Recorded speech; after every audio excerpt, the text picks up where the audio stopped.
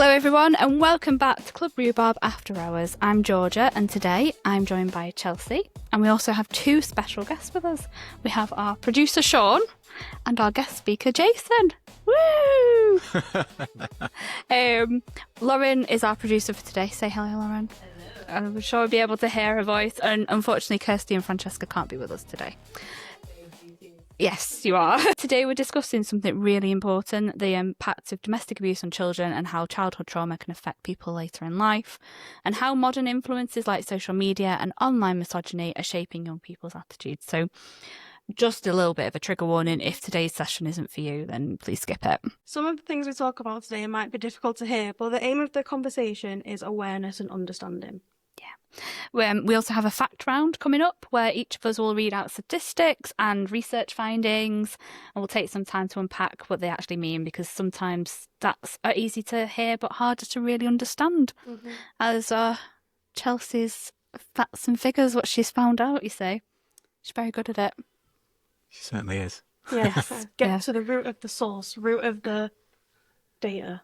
Go find that. So let's start with the bigger picture. Domestic abuse is far more common than people realise.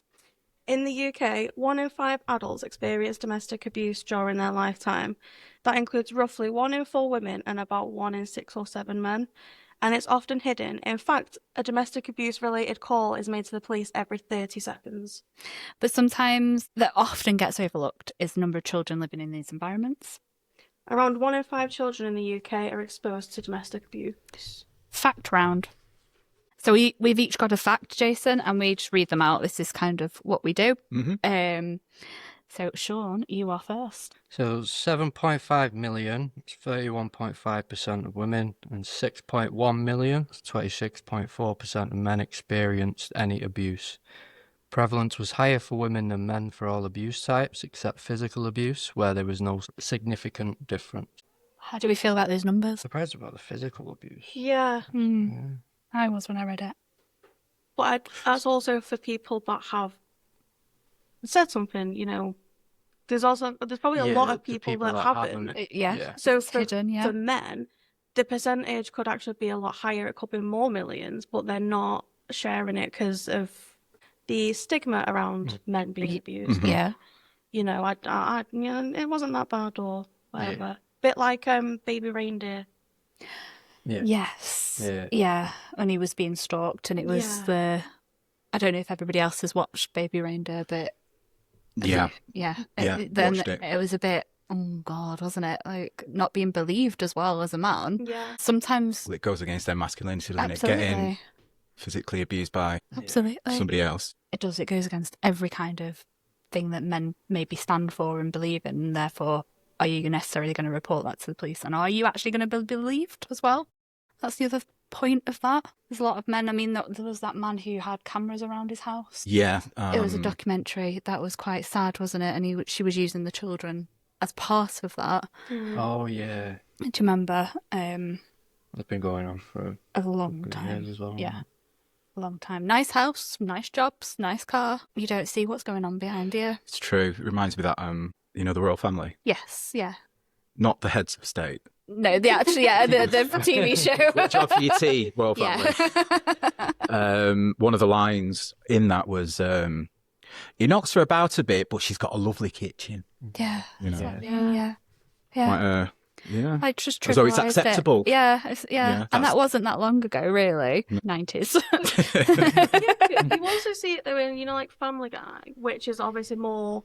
I know they have they push the boundary on humour and jokes, but you have that. There's an episode where Peter starts to get sexually harassed by his boss. Yeah. And then the men are like, well, she's a woman, you should be okay with it. And he's like, well, I don't want that. Yeah. And I know that's, just a cartoon character, but it's still the point of it shouldn't be okay regardless. And it does happen. Chelsea, you've got our next fact. I do. Of those who experienced child abuse, 15.4% said they had experienced domestic abuse in the last 12 months, and this compared with 4.5% of those who had not experienced any abuse as a child, which is difficult. Yeah. And then fathers at 29.4% and mothers at 25.6% were most frequently cited as perpetrators of emotional abuse. Towards the children, is yes. that? Yeah. Which I know someone who went through that with their mum, and it's very difficult because sometimes it's one of them. People might not think as families as abuse because, you know, like, blood's thicker than water. You're meant to love your parents and you're meant to love your children and whatever. But it's also, when you're in that, you might not realise that it is a form of abuse, and it could just be, oh, that's just how families are. It's normalised. Yeah, especially if you say something to someone on the outside and then they're like, why'd you do that? Or why are you going to this person? Or why are you talking about our issues as a family? It's a bit, I think it's one that might get overlooked a bit, especially for children, because they're meant to be safe and happy and loved, and their biggest issue should just be, I don't know, where's my favourite toy? Yeah. Yeah. So when I was growing up, Mum had, I'm not going to say Mum had one of her boyfriends. It makes it sound really bad, doesn't it? No, no. My mum had a partner at the time. It was in the 1980s, early 80s. And he was physically abusive too, where he was an alcoholic. But my mum's kind of said he was abused when he was a child. Mm-hmm. Yeah. His dad was violent towards him. So my mum was kind of saying that's the reason why he is like the way he is. But it's... I know, and it doesn't give people an excuse, though, does it? Like, and I was 6, 7, 8 years of age, and it's kind of scary to be in that environment. Yeah, absolutely, absolutely. Thank you for sharing that. No problem. It's difficult. I mean, if you don't mind me sharing, but your grandma had a similar experience to Jason's mum. Yeah. Few partners, different ones, abusive. My dad witnessed a lot. Even a victim himself in some relationships. And it does shape, I can understand how it shapes people's behaviour and how they then mature as people. And it can be difficult to sort of break cycles. Yeah. I'd agree with that. Shaun. So I kind of experienced during that time, you know, Mum's boyfriends were kind of bullying towards me as well, and a bit homophobic. Obviously they didn't know I was gay, but they probably had an inkling. So but I've witnessed kind of being on the receiving end as well as just observing it towards my mother, you know. But in terms of her boyfriend kind of being the abuser, I kind of went the opposite way, introverted, quiet, non-confrontational, being a bit of a people pleaser in terms of how it's impacted my character, but, you know. And people, it goes one way or the other. You can either be incredibly violent yourself because that's how the world has shown you how to be. Yeah. As a man, I would say. Yeah. Or the other way, and as you say, introverted and feeling, I can't join in this conflict. I'm not going to join in this conflict. And how that affects you as an adult there as well. And you're not going to be the only one. And unfortunately, you're not going to be the last. Same with your dad. I mean, he's quite quiet, isn't he? And I wouldn't say he's confrontational. The stuff he's witnessed, Like, I've witnessed it, not with my mum and dad, but like friends' mum and dads when I was young, or family members, partners. And I think similar to you, that shapes then how I've responded to situations, similar, like a bit withdrawn and... Maybe not going to confrontate that. Like, I'm not going to go with that. I became very overprotective of my mum. Mum was a really strong woman. She still is, which kind of makes it a bit more shocking as to how I experienced that. But thankfully, I was raised with so much love. Not material things, but love and support and understanding. So that's kind of had a major impact on, you know, my character as well. Yeah, absolutely. And this is why we need male allies in terms of domestic abuse support situations and places like ourselves. We need those men who understand that and where you're coming from with that, because a lot of people might not understand. Yeah. Do you want to say your fact, Jason? Oh, okay. Let me get my glasses on. Okay. So we've got psychological abuse was the most frequent type, with nearly 1 in 10 adults, that's 9%, reporting psychological abuse as a child. Although similar levels of abuse were also reported in relation to witnessing domestic violence or abuse. 8%. Wow. Yeah, and as you've shared, it's shaped you how you've and Shaun. It's certainly shaped me, not from my own parents, but from witnessing other parents and my own experience of domestic abuse. Chelsea, you as well. Yeah. And I'm sure, Lauren, we've all we're in the same boat in this room, I think. How do you find those numbers, though? Do you think that's high, or do you think that's... I think the actual number will be a lot higher. Yeah.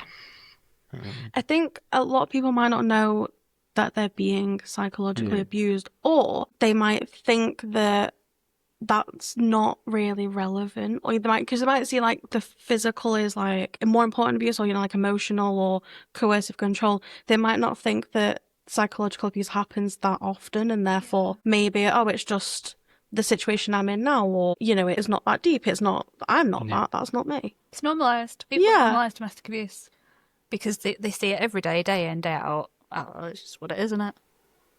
Yeah, like the royal family. Norm, yeah, it's just the norm, and it's not normal. Just saying. No, it isn't. It isn't. When I started teaching, you start completing your safeguarding training. Yeah, that was a bit of a light bulb moment for me. I'm like, oh my gosh. Yeah, that's happened. That's happened. Yeah. Oh, is that psychological abuse? Yeah. That's happened. Should have somebody have said something to me back then? Should have somebody asked me if I was all right? And that's the other thing, isn't it? Yeah. If I didn't know it was there, then parents don't know maybe that they're doing it. Maybe I don't know. Or if someone else is doing it within the family, they don't know that that is psychological abuse. Absolutely, and it's natural for them to not. Yeah, it's normalised, totally normalised. And I think education is, let's call it out, let's identify it, let's be able to see what are the characteristics of that abuse. I think so, because you shouldn't have got to be an adult to do your safeguarding training to teach other children. Not at all. To then, oh my God, all right. Maybe should. That shouldn't have happened. I mean, I think for you, please correct me if I'm wrong, it was only until we met that maybe some of the things that you thought were normalised weren't normal. Particularly working in this environment. Yeah, definitely. Well, not so much normalised, it's just not seeing the true, like seeing it as a big deal. That was a big one. It's not that deep kind of thing. Yes. Especially when it comes to say it's like psychological or verbal abuse. You're like, I've got thick skin, I can handle that. But yeah, definitely once I then came into this environment and working, my eyes opened a lot more to even my own behaviours when I was younger, that actually that isn't the right way to behave. But yeah, definitely being more exposed to different situations made me sort of realise how much I'd actually experienced, not me personally, but witnessed. Lived experience. Whether it be a family member or friends, parents, when I was young. Yeah. So that was very common. One of my best friends when I was younger, pretty much every day, his mum and dad was shouting at each other and getting physical with him as well. But I just saw that at the time as well. They're just very strict. That was it. Yeah. Obviously now when I'm older, it's that was abuse. But at the time, they're just strict. They're strict parents. But you think your dad was quite strict and he didn't do anything like that to you? Yeah, sure. In terms of, just to add on to that, my husband Stephen, we've been together 24 years. And when we first met, you get to know each other, as you do. You talk about childhood. I said, oh, there's no arguments, no this in your family. The parents still together. I said, no, Jason, we're a normal family. Yeah. Oh. Yeah. And I'm where sure it was normalised for me, yeah, where you have a bit of fear, or you don't want to go home, or those feelings, which really shouldn't be. It isn't the norm. No, not as a child. It was kind of normalised for me. And that your home should be safe, shouldn't it? Yeah. And it's interesting, you talk to other people about it, and you think, oh yeah, it's not right, is it? Actually, that's not okay. And we've lived with that. That's it. We've lived with it. That's it. It's in the past. You can't do anything about it. But it's about how you educate other people now, and of course it is, and having definitely. 100%.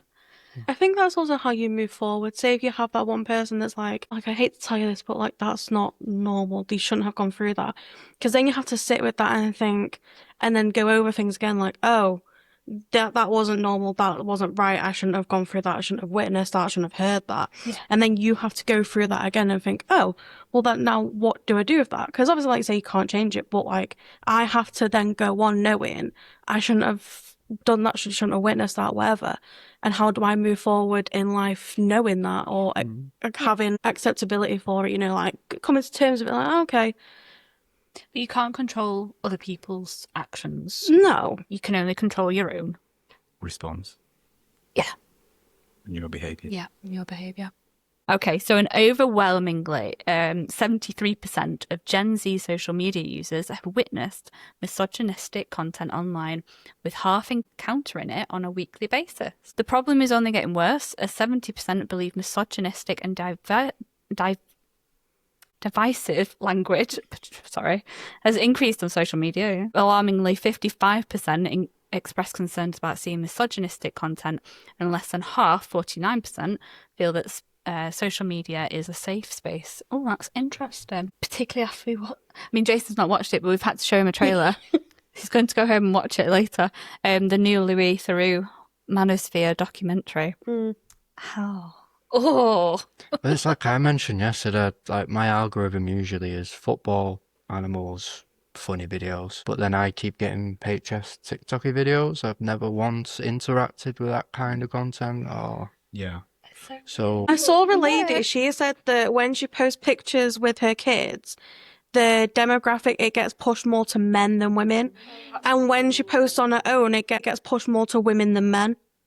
No. From Instagram. Yeah, it might just be looking at, it's a man my age, follows football. It must be a certain type of person. The words that your phone picks up when you're around all the people. And maybe even if it's not people that you know. But maybe because we talk about it an awful lot. Like, this is the environment we work in. Yeah, maybe it's maybe that's why, yeah. I mean, do you use social media, or do you use TikTok? No, don't use TikTok. I don't shop at Temu. Oh. Yeah. Neither does Shaun, and he's very upset if we do. In terms of social media, just Facebook, really. But I was watching a BBC news article. Some researchers posed as 13-year-old girls and boys. Yes. I don't know if you saw that, and created an account. So that algorithm was completely fresh for that. Yeah. Supposedly 13-year-old. And then, yeah, they were getting porn. Yeah. Being fed things misogynistic content. So, yeah, I don't know how that is legal for one. Yeah. See, and allowed. I saw a clip once that said there was this guy and he went to YouTube to look for like feminist videos, but in like to learn about it. But he got the other end, which is, like the men not all men, but some men being like, feminism's rubbish, or like feminists are awful, they're ruining it. And he was like, I genuinely wanted to know, but that's what got given to me first. That's awful. Yeah. How do you feel about it being stopped for under 16s? Is it under 18s? I think it's under 16. It'll never work though. No. Because like when they first brought it in with the ID and you have to upload ID to access certain things, you could just go to Google Images, search UK driving licence and upload that and it'd do it. Yeah, true, yeah. You've got VPNs, but there'll always be workarounds for the kids. The best thing would be to educate parents and older people around them to recognise. Because you can guarantee a lot of parents won't know half the stuff that their children's up to. Or these parents wouldn't let their kids into a pub at night on their own, would they? Talking to strangers. And really, social media, that gives them the opportunity to look at whatever they want. You wouldn't let them in a video shop and go to the top shelf or the 18. No. Yeah. So, unless you were my mum. That's... Oh. Was she liberal? Incredibly liberal. I'm laughing because we used to have a little DVD shop in our village where I grew up called Nigel's. And what makes it Shout out Nigel. Shout out Nigel. Don't know what he's up to anymore, but it's a house now. Anyway, Nigel used to have like a weird, like a meat. It was like a weird curtain, like a fridge curtain. Well, we all know what goes behind that. And I remember going in one time and I was like, Nigel! And then but we weren't definitely under 18. But we weren't being fed this though. We weren't having it fed to us constantly on our phone. Like if we wanted to go and look for that sort of thing, we had to go and look for it. Yeah. I think that's the biggest issue. Yeah. Is it's just there in the pocket Yeah. at any moment to access it. Yeah. I think it should be banned. I think it should be banned too. Yeah, safeguard their mental health. Oh, yeah, that's the other side of it, isn't it? And how they're behaving. Behaving. Because it's a bit like when you get bullied, and that if it's online bullying, you can't escape that. No. You can make so many accounts, so many emails. And it goes for on this, and on. and it's continuous, and you can't escape it unless you obviously turned your phone off or turned your iPad off, game console, whatever. But someone will always find a way to get to you, and they shouldn't have to. When you're a child, a teenager, whatever, your only issue or concern should just be being a child. 100%. You shouldn't have to think, yes, oh, I can't go this way for my safety. I can't go online because I'm being bullied. I can't talk to anyone about it because they'll think I'm weak or I'm stupid or whatever. That should not be any child's concern. And it's really sad and it's really scary. Yes. Yeah. Well, last week we were talking about domestic abuse as women. And Chelsea found a calculator. Is this AI calculator thing about body counts? Yes. It's not real. No. Obviously, it's not real. You put in your social media handle and it brings up whether you are high risk or low risk for these people to go ahead and talk to you. Exactly. Yeah, exactly. That was my thought process. But if you were a teenager doing that nowadays and you believed that, that is so It's not frightening. even believing it. Like, they probably don't believe it, but they'll still use it as a tool to bully. And weaponize it, yeah. Imagine being Like, a I teenager. can see that happening at a high school and the lads doing it and going, you've done this, this says you've done that. And But then it's always, do you ever see like the documentaries of people who have been in that, say like nudes have been sent around schools, and it's always the girls, you're not going to school now.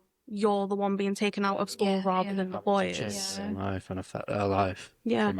Because that was just coming out as I was sort of leaving high school, and there was this girl who'd had a picture taken and it was sent round. But they actually removed the perpetrators of the people that had sent it round. They'd removed them and not her. So I felt that they had quite a good response to that, our school or high school. But yeah, I think it's getting worse and it's getting worse and it's getting worse for them, isn't it? And then you've got these idiots that, like on this Louis Theroux documentary, who are so insecure in themselves that they're just spouting nonsense for money. And you just think, you want to give their heads a wobble? That's what I felt like doing last night. I was so angry. The issue with a lot of them as well, I don't think they actually believe what they're saying. They'll just say whatever gets them paid. Yeah. That's what you were saying. Yeah, to get click-throughs, rent-a-gobs, they're going to say the most extreme thing they can just to get that reaction. Yeah. Reminds me of a political party as well. Yeah. Yes. Yeah. Yes. With our... Well, Lawrence nodding. We don't like them here. Yeah. It's very Americanized, isn't it? And how the politics is, I know. So, for some reason, I've got this in the wrong order, but never mind. Facts round. Well, we've done the fact round now, so I know we've got these questions here. So we thought that maybe we could ask you some questions, both you and Shaun, and sort of your views on it. We'll take it in turns if that's okay. So, Chelsea, would you like to read number 1? Ooh. What is your view or definition of domestic abuse / violence? My definition is it's kind of a sustained set of behaviours designed, or maybe not intentional, but to cause harm, to feel vulnerable, belittled. Yeah. No, there's no anxious. Right or wrong answer with it. It's to cause harm to another person, isn't it? I think it's natural. It's human behaviour. Sometimes we can be aggressive. We are animals at the end of the day, but we've got a brain. Gives us higher thinking power, so hopefully it can stop us, and we've learned not to do it. But it's that kind of it's intentional. Yeah. So it's when you intend to hurt somebody else. And it's the power and control. We spoke about power and control wheel last week and how that affects so many people's mindsets of domestic abuse. So you enjoy that control over that person. And I think if someone shows a bit of vulnerability, those kind of predators kind of see that. They latch on, don't they? Exactly. They can see someone's weakness and start unpicking it, can't they? Yes. And unpick their self-esteem and their self-confidence and self-worth as well. Of course. What do you see it as? I mean, you work in it. Yeah, I mean, it's a similar definition. I probably wouldn't have put it quite as well. Cheers, Shaun. Yeah, it's the behaviour of a person inflicting abuse, physically, mentally, verbally, onto another person. It feels a lot of the time it is insecurities and their own person projecting those things.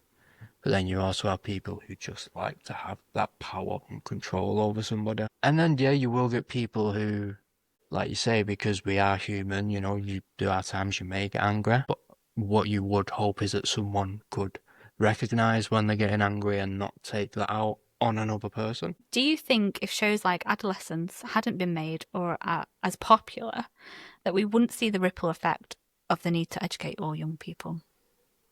Have you seen Adolescence? I've seen Adolescence. It was a big learning curve for me. I didn't know this was prevalent in schools. I knew about Andrew Tate and the rhetoric he spouts. He who shall not be named. Yeah. To be honest. Voldemort. Should we call him Voldemort? So, yeah, I think that show was really important just to create some awareness. I don't know how big it is in schools, this toxic masculinity, this negativity. I think it's always been there. It's just grown. Yeah. Like, I remember being in high school and having my ass smacked several times by men, but boys. Yeah, and nobody did anything. When I was in high school, girls had to wear shorts under the skirts. Kids had to pull them up. Oh, right. I eventually started wearing pencil skirts because they making it harder, and nobody did anything about it. Yeah, and that was I know, but yeah, and it's always been there. But these types of shows have really brought it to their forefront. Yeah, I agree, and I think because a lot of this is anecdotal, it's not well researched, Chelsea. So. Thank you very much. We speak to a lot of young people and nephews, nieces. They don't watch television with the parents, so they're not kind of learning from Coronation Street. The soaps. Yeah. What is right, what is wrong. They're not being made to watch things that they don't want to watch, and which is reducing their opportunity to learn different things. However, now what they're doing, they're just watching YouTube and they're only watching and scrolling to what they like or what the algorithm thinks they like. So what I find is they're all lacking in general knowledge and an awareness of the bigger picture, what's out there. They just like what they like because they're on YouTube and just watch what they want to. I never thought about it. Yeah. And I was made to watch Antiques Roadshow, This Is Your Life. Sorry, Irish. Heartbeat. And you knew it was bedtime after Heartbeat. You're learning, and you get to learn a bit of patience with your parents, so you have talk about it with them. Yeah, of course. Yeah, they're just going YouTube, sitting down. This is the content I like. That's all I'm watching. Exactly. So when they go to school, they're made to learn other things, and no wonder attention spans are not great. Yeah. So that's kind of what I think is happening. Never ever thought about it that way at all, ever. Yeah, that's like my mum. She'd say to me that I had the TV from like 3 o'clock till like 6:30.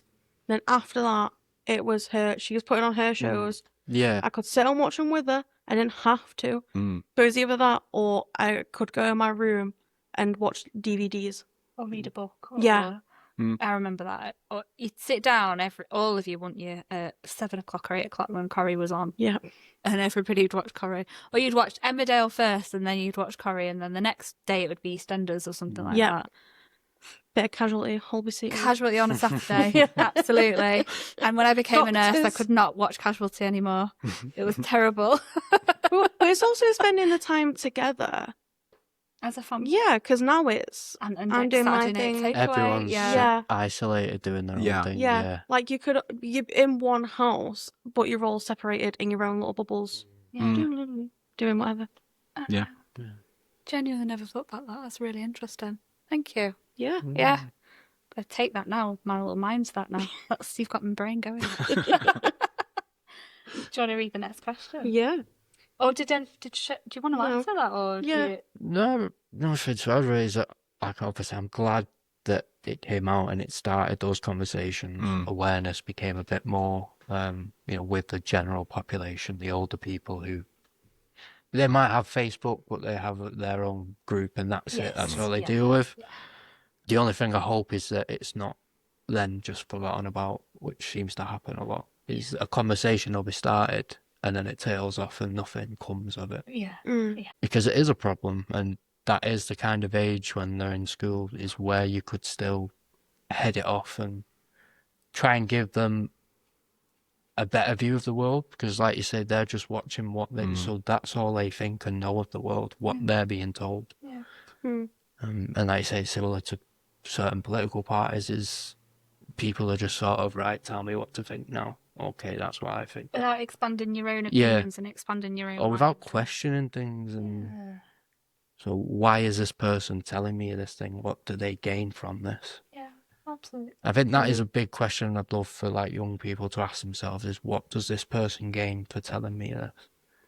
And if it's dollars, And 9 out of 10 times it will be money in their bank account. Yeah. There definitely is those creators that do hold those hateful views and truly believe the stuff they're saying.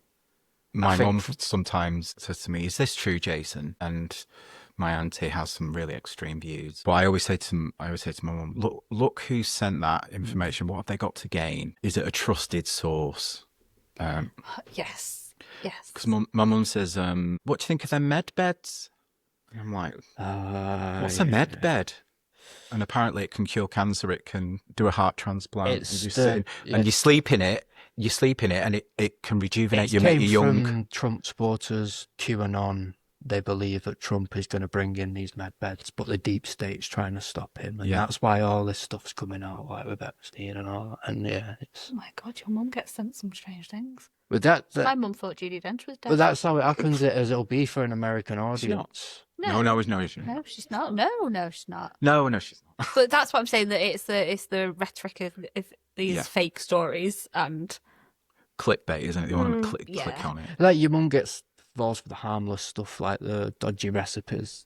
Like half of the recipe's one thing, the other half something else. Yes, and right story of something. Half the time they'll just make up a recipe and just don't trust AI cooking videos. Don't trust AI in general. Yeah. Fair enough. Sorry to burst. I know what I'm It's a good tool, but you need to proofread. Yeah. It's just a good tool. Yeah. But it's a good tool in business. I think that's probably where it ends. Maybe. Yeah. You don't need to use it as a therapist or anything else. As a friend. Yeah.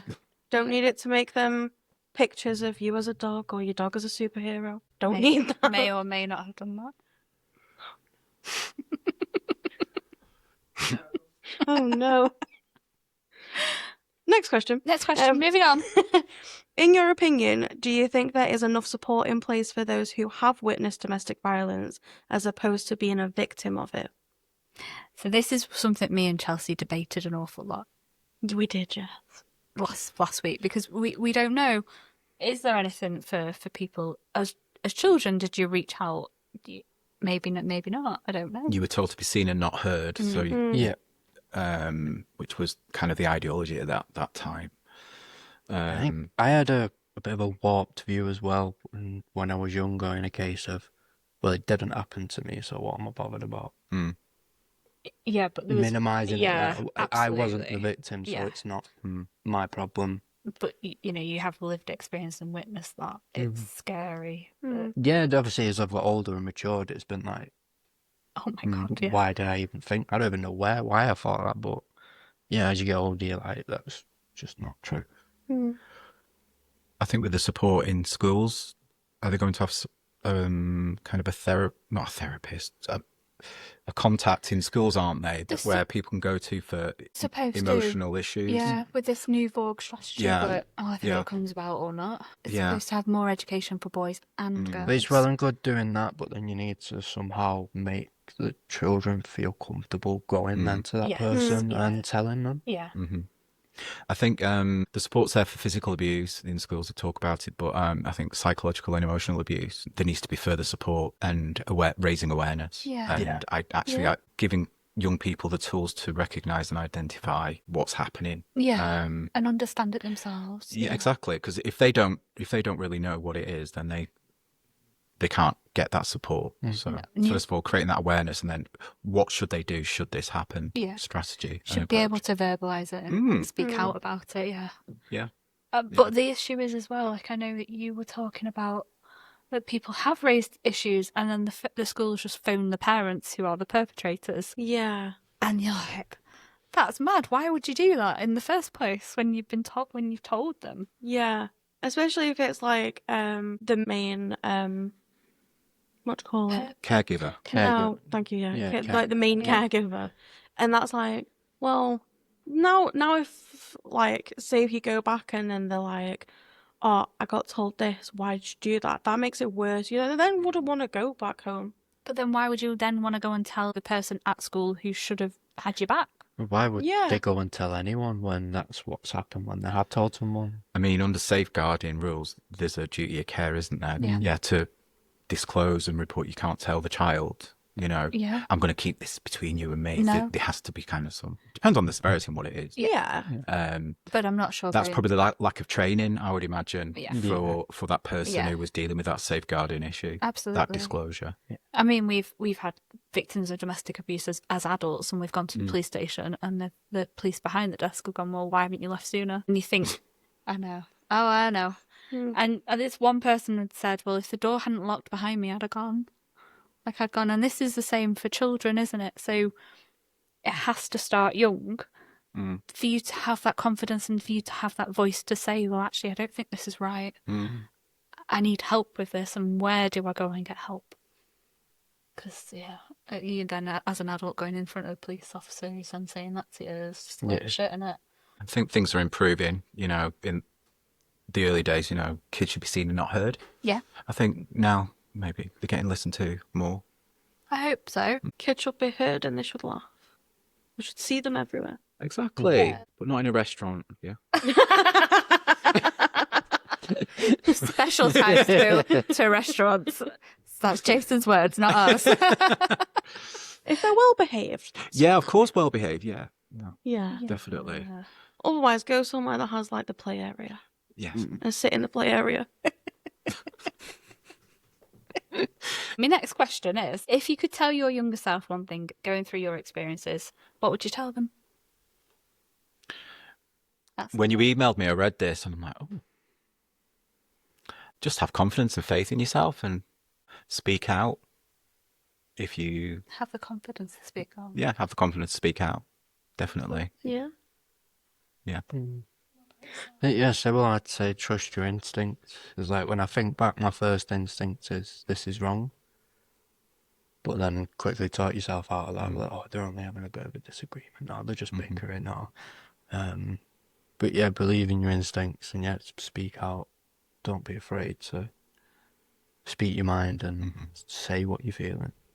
Would you say maybe to not necessarily get into a middle of something, but go and get help from outside, like maybe ring the police or something like that? Yeah, definitely. Yeah. Would you have felt the confidence to do that now and not then, maybe? So it's a tricky one, isn't it? It is. Because it's been and gone, hasn't it? You know, it's happened. But yeah, it's a good question. Well done. Thank you. I thought of that in the middle of the night. Genuinely. I was like, I need to write that down right now before I forget. Yeah. Funny that I was thinking about it in the middle of the night last night in preparation for today.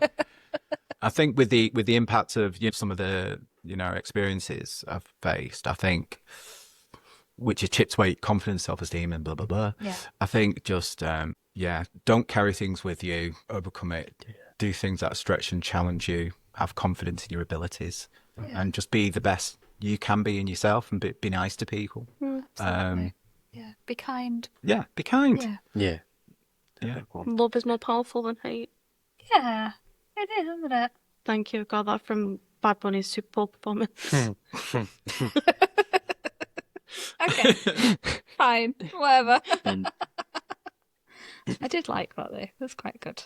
That really does bring us to the end of today's Club Rhubarb After Hours. Yeah, thank you, Jason and Shaun, for sitting with us, telling us about you and your opinions, views.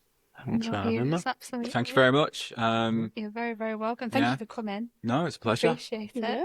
It's been an experience. Positive one. Who's going to go away and mark us out? It was a 5 from never going back there again. No, I really enjoyed it. I was really nervous at first, but yeah, it's good. Good, I'm glad. I mean, we don't bite very often, so don't worry. Shaun's usually behind. He's where Lauren is usually. Behind the camera, yeah, we needed a male point of view to this. It's important to have your point of view. It can't just always be us talking about this. Yeah. Especially if like men are gonna watch this one, even if it's the only one that they watch, it's helpful to see them hear it from men, because like we can chat about it, but we don't have that lived experience from your perspective. Yeah, we really don't. True. Thank you everybody for listening. Conversations like this help us bring awareness to issues that we've often find that are hidden. If today's episode has raised any concerns or you'd like to learn more about support services, please reach out to organisations that can help and we will link them. Thank you very much. We'll see you next time on Club Rhubarb After Hours. Bye-bye. Bye. Bye.